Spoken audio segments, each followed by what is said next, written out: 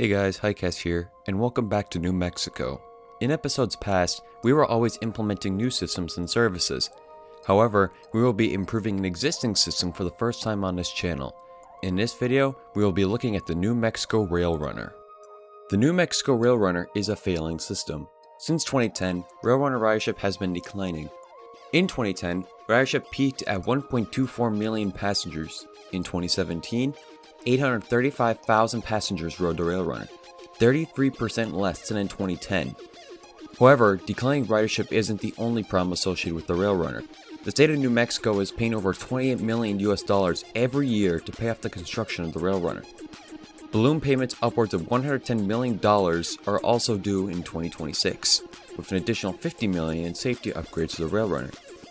Cheap gas prices, mild automobile traffic, and unreliable scheduling of Rail Runner trains are additional factors that make the Rail Runner a less reliable and less attractive option.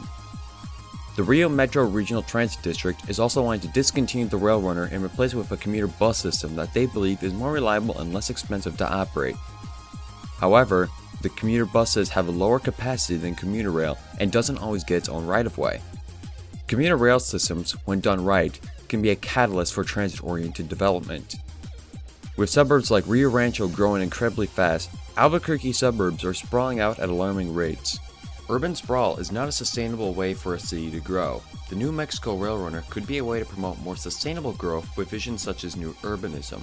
However, with all these problems associated with the Rail Runner, the future of this commuter rail system looks bleak and therefore cannot support such a vision. So what should we do? How do we fix all these problems? I think the Rail Runner needs an upgrade to its system.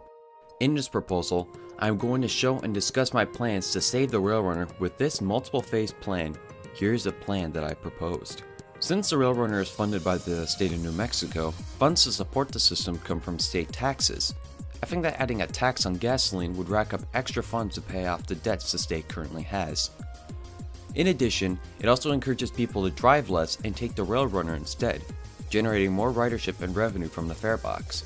The tax doesn't even have to be that high. According to spokeswoman Augusta Myers, if gas prices go above $2.70 per gallon, then more people would ride the Rail Runner.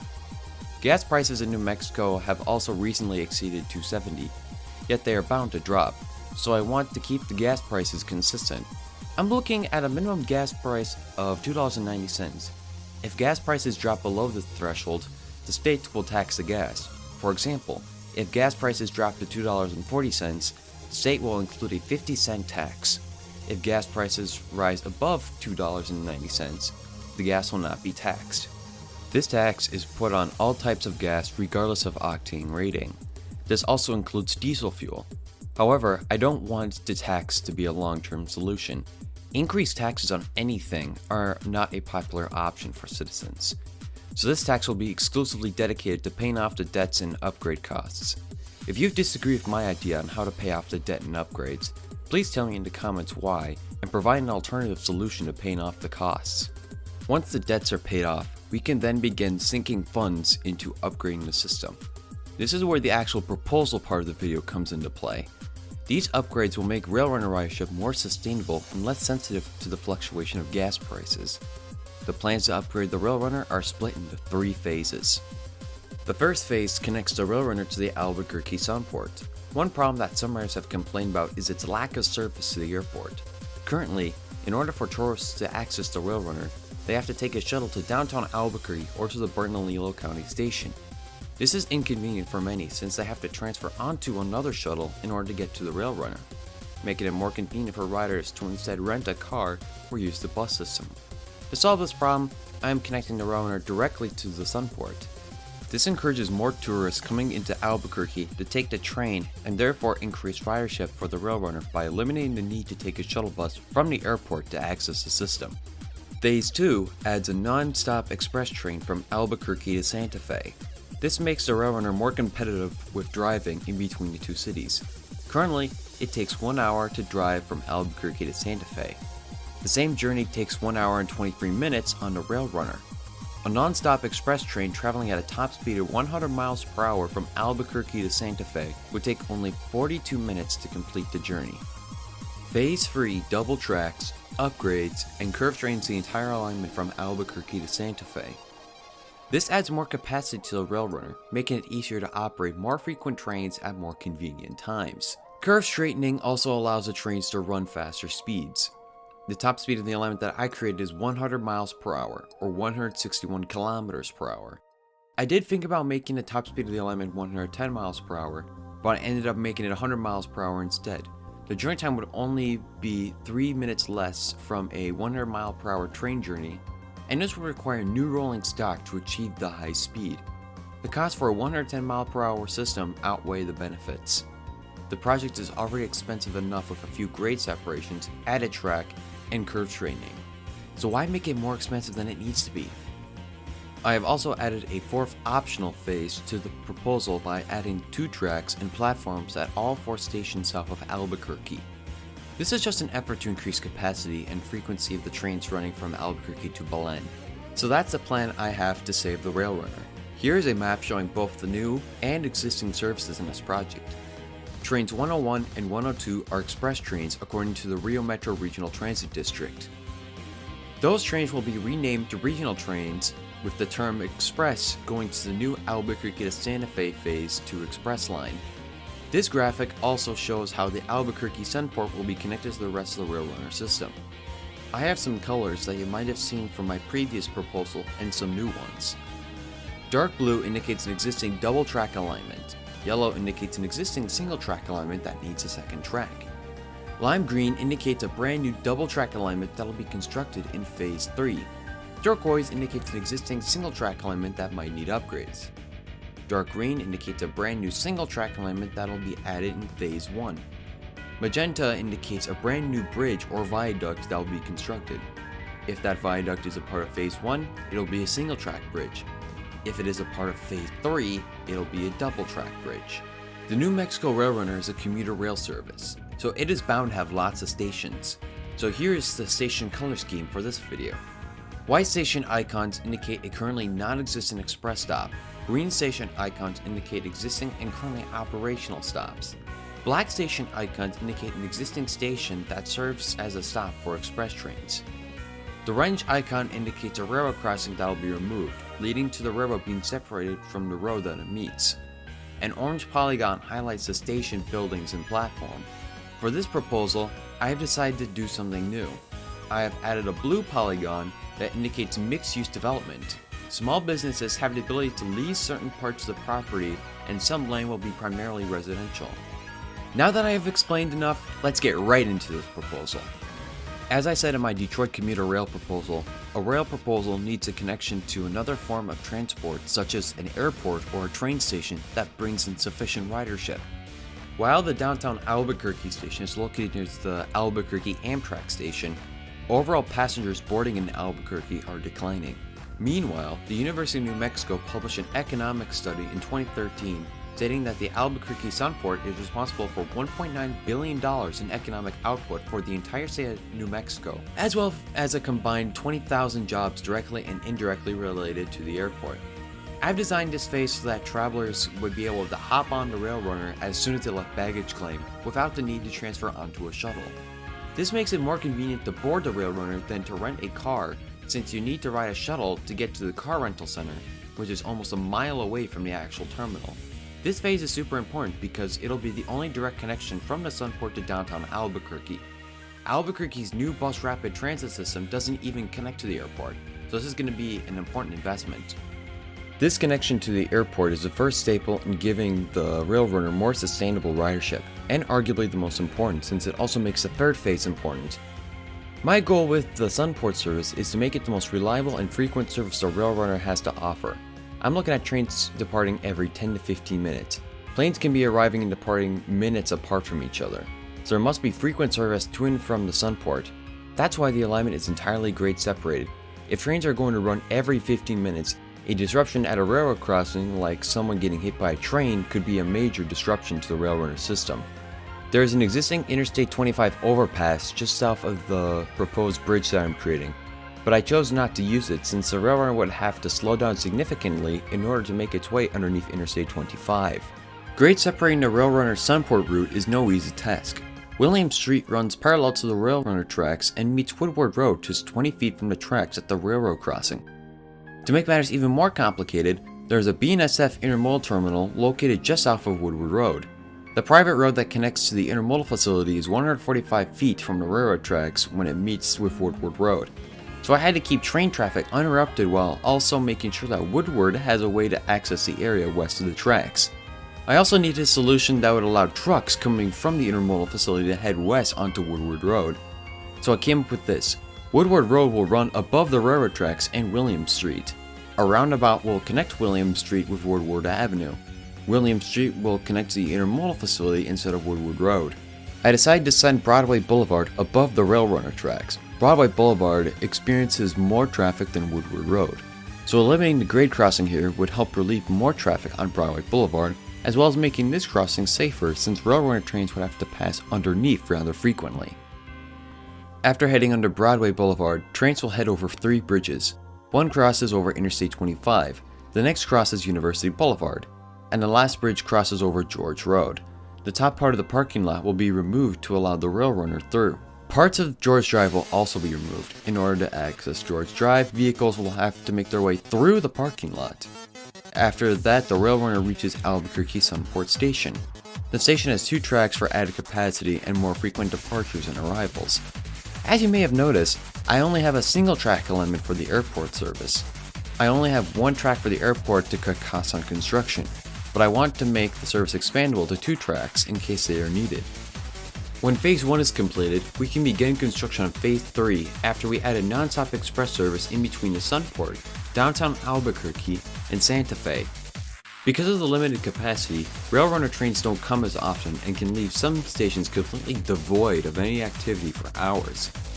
For some stations this is only a minor problem, but for some places that have transfers to casinos like the Isleta and Kilo Pueblo stations, it is more convenient for their customers to drive to and from the airport rather than riding the train. Not to mention that some of the schedules are inconvenient for some commuters. To change that, trains must come more often than they currently do. At peak hours, stations will see a train every 20 minutes. Stations may also see trains run at mid-peak every 30 minutes. Some departures will take place every 40 minutes to an hour at off-peak times. Kind of like Tri-Rail in the Miami Metro. Riders have also complained about the lack of service at night. I'm not a fan of 24-hour systems, but I do think that the last services should run late into the night. No departures from Santa Fe and Albuquerque will take place after midnight until 5 a.m. However, some trains may reach their final destination as late as 1:30 a.m. From midnight to 5 a.m., inspection and maintenance crews will run along the tracks to make any necessary repairs to the alignment. BNSF and Amtrak trains may also run along the alignment at any time of the day. However, they will have to comply with the railrunner schedules and therefore might have to wait before they are allowed onto the alignment to pass through Albuquerque. However, with improved track conditions, all trains will be able to run at faster speeds. This includes BNSF and Amtrak trains. Now let's look at the stations. The downtown Albuquerque station is the only station that I believe can support seeing a train once every 5 minutes due to all the local, regional, express, and Sunport services. Granted, most of the railrunner stations will not ever see this many trains during the day, but they will still require some upgrades. Some are pretty simple, inexpensive, and straightforward. Others are more complicated and require more in-depth explanation. Let's go through all of the stations north of downtown Albuquerque. Montano Station already has 2 tracks and has room for another station. All it really needs is just a platform serving the other track. Quite a few parking spots have been turned into mixed-use development. The Los Ranchos Journal Center station is more complicated. Part of the train station is underneath State Highway 423, yet there is not enough room to fit a second track as well as another platform from the track. To make matters even more complicated, El Pueblo Road is just south of the entire station. It seems that there are only 2 options that allow us to give the Los Ranchos Journal Center a second platform. The first option is to send El Pueblo Road underneath the railrunner tracks and the 2 station platforms. This would grade separate El Pueblo Road and would fit 2 tracks underneath State Highway 423. The other is to build the second platform just north of State Highway 423. The second platform would be in this awkward position, but it would be much cheaper alternative since it doesn't require grade separating El Pueblo Road and isn't nearly as disruptive. I decided to go with the second option since it doesn't screw with traffic and it is a much cheaper alternative. The Sandia Pueblo station doesn't have that many changes done to it. The biggest changes done to the station are the second track and platform.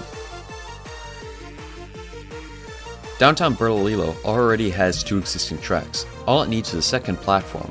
The parking lot also has been turned into mixed-use development. Sandoval County Station has a lot of parking spaces thanks to the 2 lots on both sides of the tracks.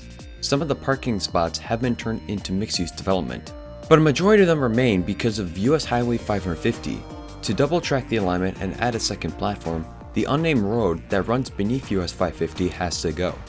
Before the road was created, there was a set of stoplights at the intersection of US Highway 550 and Hill Road. It was replaced with an intersection that gave US Highway 550 the right-of-way over Hill Road and this unnamed road to allow traffic to bypass US Highway 550. I am proposing to put in another roundabout at the intersection of US Highway 550. This renders the unnamed road obsolete while also keeping traffic flowing on US Highway 550. Sure, the solution does slow down traffic on US 550, but it is more efficient than the stoplights that were at the intersection before. Most curve straightening is done in between the Santa Ana and Kiowa Pueblo. These new curves will allow for trains to run at faster speeds that were previously too dangerous to run. Right by the Kiowa Pueblo, there is a tight curve where trains can only go 40 miles per hour. I decided to increase the size of the curve so that trains could go 60 miles per hour through it. This will still slow down express trains, but this curve is probably the most destructive one out of all of them in this project, and there were some properties on both sides of the tracks that I didn't want to destroy. Kiowa Station is just given another platform. The station already has 2 tracks and I want to keep the parking lot. There is already a trading post and what appears to be some homes in the area. New urbanism is an idea for, as the name suggests, cities, not rural areas, so I feel that mixed development isn't going to do much good here.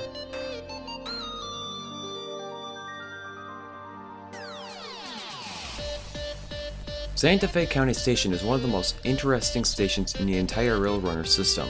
It is the only station that is located in the median of a highway. I scrapped the ramp that's located next to the station platform to make way for a second track.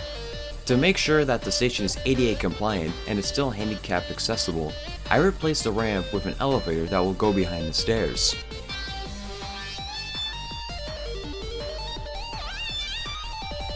Zia Road is another interesting station. The station was referred to as a kiss and ride station and parking is not available.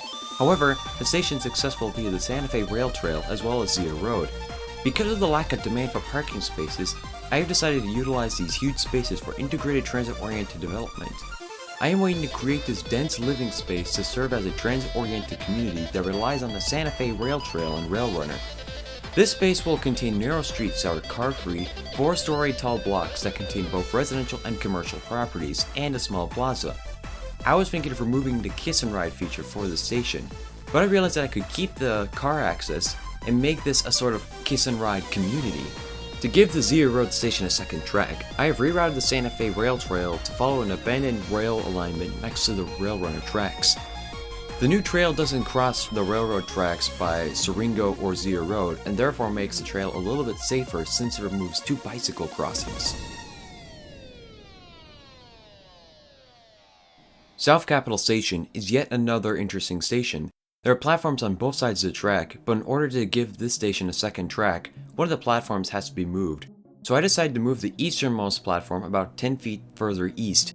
A retaining wall will be built to hold up the existing parking lot behind the station.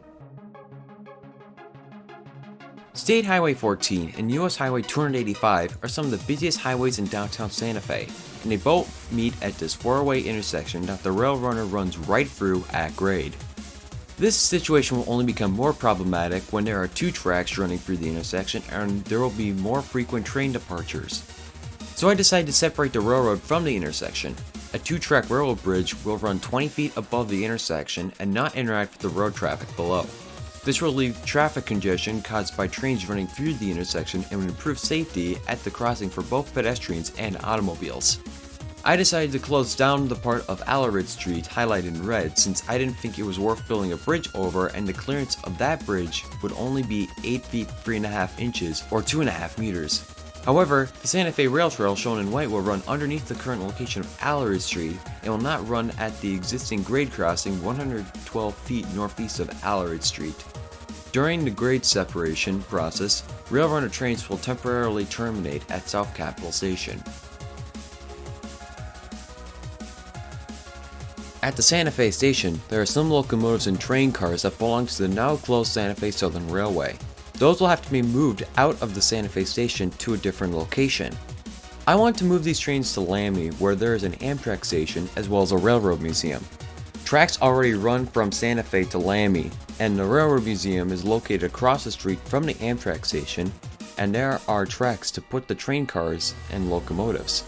At Lamy, these locomotives and cars could be made into exhibits for tourists to visit. They can also be used for a tourist train excursion that runs from Lamy to Santa Fe while stopping at Cedar Road and South Capitol stations along the way. However, the point is that locomotives and train cars belonging to the Santa Fe Southern Railway cannot stay here. But once the Santa Fe Southern Railway cars are relocated, the Santa Fe train station will be expanded to handle more trains. As you can see, the group of buildings highlighted in red are in the way of some of the tracks and prohibit expansion. These buildings are commercial buildings that house businesses. These include a comic book store, a cinema, a cafe, and a salon. These businesses will be relocated to the blue mixed development region on the other side of the station. Once they are relocated, we demolish the buildings highlighted in red and use up the space to build additional platforms for more trains. 3 platforms will be available to accompany up to 3 trains at a time. Local, regional, and express trains will terminate at this station. Now that we covered the route from Albuquerque to Santa Fe, let's have a look at the rest of the system south of Albuquerque. Bernalillo County Station was once considered to be the airport shuttle station that took you from the Sunport to the rail runner. Now that the rail runner has 2 rail services to the airport, the Bernalillo County Station serves South Valley residents. I have put in some mixed-use development in place of some parking spaces, as well as added a second platform for the northbound trains. I don't think there's any need for any commercial development at the Isleta Pueblo station, so I just added a second platform and left the parking lot as is. With the exception of the additional platform, there are no other changes that need to be made to the Las Lunas station. The village of Las Lunas is already upgrading the rail runner station with the addition of a plaza, a town center, some redesigned streetscapes, and another paved parking lot. The existing station already has a restaurant, an auditorium, classrooms, local information technology offices, and Rio Metro Regional Transit District offices. According to Ralph Mims, the Las Lunas station is one of the most heavily traveled stations along the entire rail runner route. I found that to be an interesting statement because despite the rail runner's overall decline in the past 7 years, ridership is still enough to fuel transit-oriented development like this. Since the city of Las Lunas already has plans to create more transit-oriented development by its station, I will only worry about adding a second platform to the Las Lunas station. Belen has a large parking lot removed for mixed-use development. I was actually thinking about just leaving Belen with just 1 platform, but I changed my mind because the second platform would increase the capacity of the station, allowing it to handle 2 trains at a time. This concludes my video of a proposal to improve the New Mexico Rail Runner. Now while the video is over, the proposal is not. Leave your thoughts on the proposal in the comments below. What are some changes that could be made to this proposal? Did I miss something that you think is important to note? I literally live over 1,000 miles away from this proposal's location, so this proposal is bound to have its flaws. Actual infrastructure projects are designed by multiple people and take in input from even more people. It's foolish to think that one person should design a whole project when there are too many factors to take in. Once again, leave your comments below. If you enjoyed this video, you may also like my Discord server, Transport Central. As I have stated in my last video, Transport Central is the hub of the transportation enthusiast community online. You can get updates on future proposals, debate transportation and infrastructure related topics, give input on transit projects such as these going on in your area, and you can even help others make their proposals. Link is in the description. You might also like the rest of the transportation team on YouTube. While in my last video I mentioned Webio and Voyager, there are even more people that make infrastructure proposals just like me, although they may take a different approach to how they do it. Tracking Systems is run by a guy in Victoria, Australia, who recently rebranded himself to focus more on transport content. Bruce Hain is more active on his website and other social media platforms, but he does have his own YouTube channel under his name. Links to the channels will be in the description. As for me, thank you for watching, and I hope to see you all in the next video. Until next time, this is Highcast Infrastructure, signing off.